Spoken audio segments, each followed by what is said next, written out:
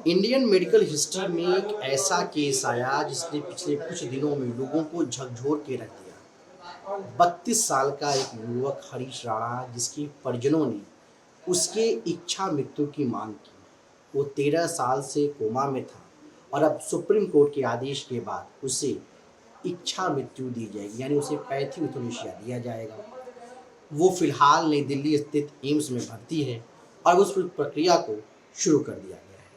आखिर ये pathy euthanasia क्या है, क्यों इसकी चर्चा हो रही है, क्या लंबा प्रोसेस है और कैसे हरीश राणा को जो है इच्छा मृत्यु दी जाएगी, इस पर विस्तार से बातचीत करने के लिए हमारे साथ डॉक्टर प्रोफेसर संदीप कुमार हैं, आरएमएल के एनेस्थीसिया डिपार्टमेंट के। सीधा उनसे बातचीत करते हैं। डॉक्टर साहब, पहले तो धन्यवाद, आपने अपना कीमती समय हमको दिया। ये सर, जो हम पिछले कुछ दिनों से देख रहे हैं, हरीश राणा जो पूरी चर्चा का केंद्र बने हुए हैं, पैथी यूथनेशिया, जिसको टर्म बार बार आप कहीं पर भी सर्च करेंगे सबसे ज़्यादा ट्रेंड करता है। थोड़ा सा समझाएं एक आसान भाषा में जी, ये पैथी यूथनेशिया क्या है? देखिए, ये जो टर्म है पैसिव यूथनेसिया, यानी कि स्वैच्छिक मृत्यु की कामना की गई है। स्वैच्छिक मतलब मरीज़ की इच्छा।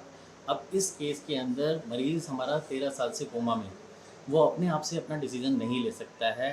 वो अब पैसिव यूथनेसिया की बात करें तो ये प्रक्रिया कैसे होती है, अगर उनको चरणबद्ध तरीके से हम बताएं कि पहला तो ये है कि परिवार ने इच्छा जाहिर की। जो परिवार उनका ध्यान रख रहा था लगभग 13 साल से, वो सेवा कर रहा था उनकी 13 साल से, और उन्होंने ये पाया कि अब ये पॉसिबल नहीं है कि वो अपनी सामान्य अवस्था में आए या उस दर्द को समझें। उनका जो दर्द है, उनकी जो तकलीफ़ है, वो 13 साल के लंबे अंतराल पे उन्होंने देखी है। तो हम उनका बड़ा सम्मान करते हैं इस चीज़ का। और ये है कि उन्होंने जब ये डिसाइड किया तो उन्होंने अप्रोच किया। उसके लिए जो मेडिकल जो कानून है, जो हमारा लॉ है, अब उसमें कि अभी उनको 3 साल का अंतराल लगा इन सब चीज़ों को कानूनबद्ध तरीके से प्रोसेस में लाने में। अब सबसे पहली चीज़ कि मेडिकल यूनिट को अपॉइंट करना। पहले तो ये मेडिकल यूनिट डिसाइड करेगी कि वाक़ई में मरीज़ की स्थिति ऐसी है कि वो दोबारा से अपने पूरे अच्छे जो हेल्दी जीवन में आ सकता है या नहीं आ सकता। अब ये पॉसिबल नहीं है क्योंकि दिमाग में कुछ इस तरीके के बदलाव हुए हैं जिनको दोबारा से ठीक नहीं किया जा सकता। तो अगर ये मेडिकल बोर्ड ये निर्णय लेता है कानून की देख-रेख में कि इस मरीज़ को वापस से एक स्वस्थ प्रक्रिया से होके स्वस्थ नहीं किया जा सकता है, या कोई दवाई के ज़रिए या कोई किसी भी मेडिकल प्रोसेस के ज़रिए, तो वो एक डिसीज़न लेता है कि ओके, ये नहीं किया जा सकता है, ये मरीज़ की हालत ऐसी है कि दोबारा से इसको स्वस्थ नहीं किया जा सकता है। उसके बाद एक और दूसरा मेडिकल बोर्ड अपॉइंट किया जाता है जो इनकी फाइंडिंग्स को दोबारा से जो निष्पक्ष रूप से जाँचता है कि वाक़ई में ये पाया गया है इस मेडिकल बोर्ड के द्वारा कि इसकी स्थिति इस तरीके से है कि इतने सालों से देखा गया है कि दोबारा से इनके दिमाग को या इनके शरीर को स्वस्थ नहीं किया जा सकता है किसी भी मेडिकल मीन से। उसके बाद जब ये ऐसा पाया जाता है तो उसको एक मेडिकल जो वहाँ पे हॉस्पिटल में भर्ती किया जाता है, जैसे इनको एम्स में सुविधाएँ दी गई। उसमें भी ये ध्यान रखा जाता है कि मरीज़ को की जो डिग्निटी, एक तो ये है कि मरीज़ को एक तो जब मृत्यु आती है तो किसी भी तरीके के दर्द का सामना ना करे मरीज़। दर्द की दवाई दी जाती है।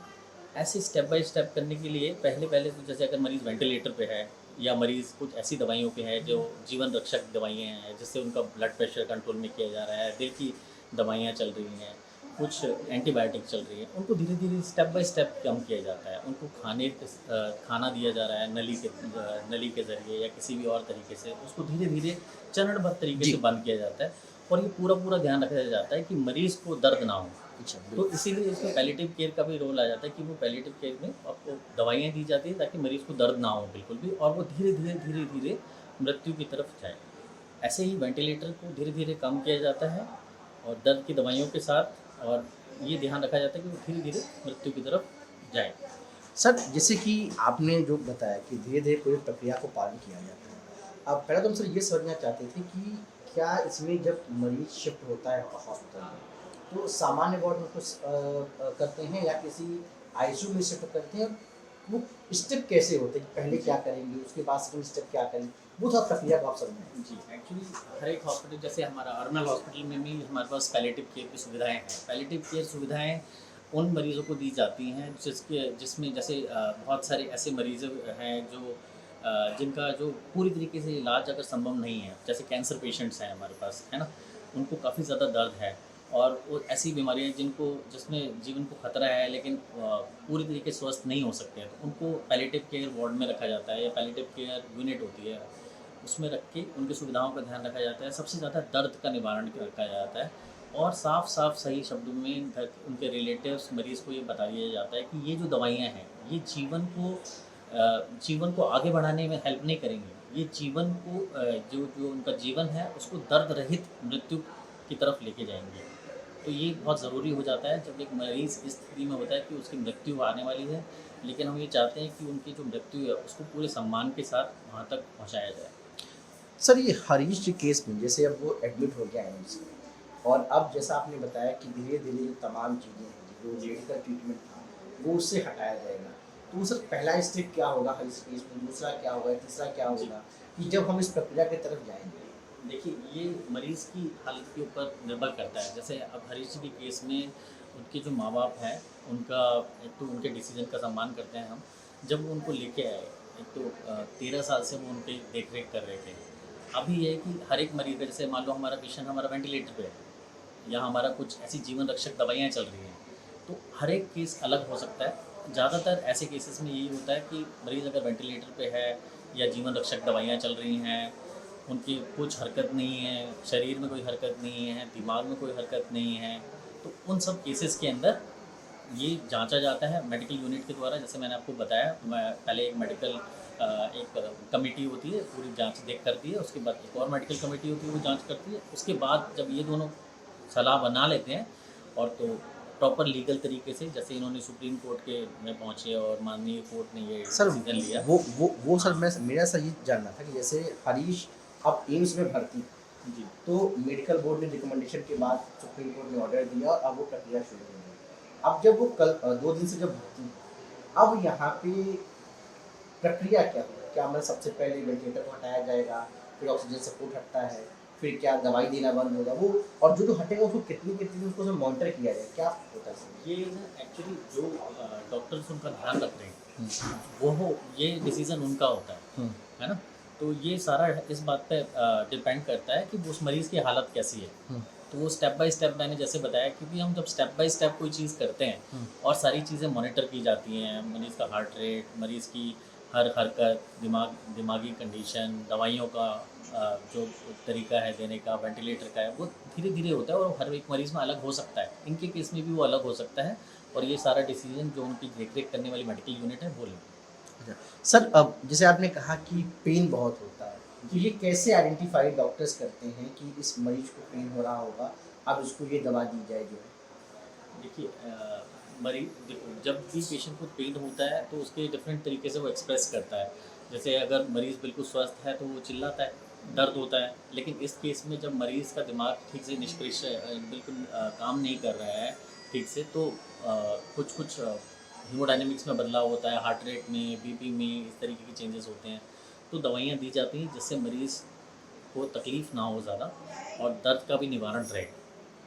सर ये जो पूरा प्रोसेस होगा पैथोयूथनेशिया का, ये कितना लंबा होता है, कितने समय तक होता है, क्या कोई समय सीमा होती है, कैसे आइडेंटिफाई करेंगे, क्या ये कब तक उसको मतलब चीज़ें हटानी है, क्या होगा? ये नहीं, ये एक्चुअली कोई हार्ड एंड फास्ट नहीं है कि यूथनेसिया आपका आधा घंटा हो गया, 1 घंटा हो गया, 2 घंटा, ऐसा नहीं कहा जा सकता है। ये एक प्रक्रिया है, ये स्टेप बाय स्टेप चलते हैं, ये प्रक्रिया है, उसमें समय भी लग सकता है, कम समय भी लग सकता है और ज़्यादा भी लग सकता है। ये पूरी की पूरी जो मेडिकल टीम की देख में होता है, तो उसमें एक समय सीमा आप निर्धारित नहीं कर सकते। अच्छा सर, क्या इसकी पूरी रिकॉर्डिंग भी होती है, मतलब क्या जो मेडिकल बोर्ड ने डिसीजन दिया है वो उसको पूरा निगरानी करता है, क्या कोई रिकॉर्डिंग होती है या जो नॉर्मल ट्रीटमेंट वैसे ही? इसका एक्चुअली कोई रिकॉर्डिंग नहीं की जाती है, जितना भी क्योंकि देखो ये सारा का सारा ना ये कॉन्फिडेंशियल रहता है ना? अभी कोई भी मरीज़ जब बीमार है तो उसकी कॉन्फिडेंशियलिटी मेंटेन करना ये इंस्टीट्यूशन की जिम्मेदारी है।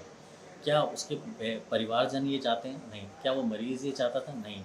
तो अगर हम लोग इसका ध्यान रखेंगे, तो अब जब हम डिग्निटी की बात करते हैं, हम ये बात करते हैं कि उनके आखिरी क्षणों में हम लोगों ने उनका साथ दिया, तो मैं ये उम्मीद करता हूँ मीडिया से भी और बाकी लोगों से भी कि उनके दर्द को समझने की कोशिश की जाए। जो परिवार 13 साल से उस बच्चे का ध्यान रख रहा था, इतनी मेहनत करी उन्होंने उनको छोटे से देखा है बच्चे को, और जब 13 साल से किसी माँ बाप ने ऐसा देखा बच्चे को ऐसी हालत में देखा, तो ये उनका राइट है, उनका वो क्षण है जिसमें वो बहुत तकलीफ़ में है, और ये डिसीज़न लेना अपने आप में बहुत मुश्किल है। तो हमें उनका सम्मान करना चाहिए, उनके डिसीज़न का, और हम सब इसके साथ हैं। यानी सर कोई समय सीमा नहीं होती नहीं। और चरणबद्ध तरीके से जी। जो उनकी इच्छा मृत्यु की पूरी प्रक्रिया है हरीश की, उसका पालन किया जाएगा और पूरी जो डॉक्टरों की टीम है जी। वो उसकी निगरानी करेगी। लेकिन उसकी कोई समय सीमा नहीं होगी। जी नहीं, उनकी कोई निर्धारित समय सीमा नहीं है। ये डिपेंड करता है कि मरीज़ किस तरह से रिस्पॉन्ड कर रहा है। जब आपने उसको जो स्टेप बाय स्टेप हटाने की कोशिश की, उसको मरीज़ किस तरह से रिस्पॉन्ड कर रहा है, तो वो वेरी कर सकता है पेशेंट टू पेशेंट। शुक्रिया। ये थे doctor Sandeep Kumar, professor anaesthesia department IIM. उन्होंने बताया कि पैथी यूथनेशिया क्या होता है और हरीश राणा के केस में किस प्रक्रिया का पालन किया जाएगा, जिसके तहत उसे पूरे सम्मान के साथ इस दुनिया से आखिरी या कहें अंतिम विदाई दी जाएगी, जिसकी गुहार उसके माता पिता ने सर्वोच्च न्यायालय से लगाई थी। नई दिल्ली से मैं सहयोगी गोपाल प्रजापति के साथ पल्लव मिशन टीवी इंडिया।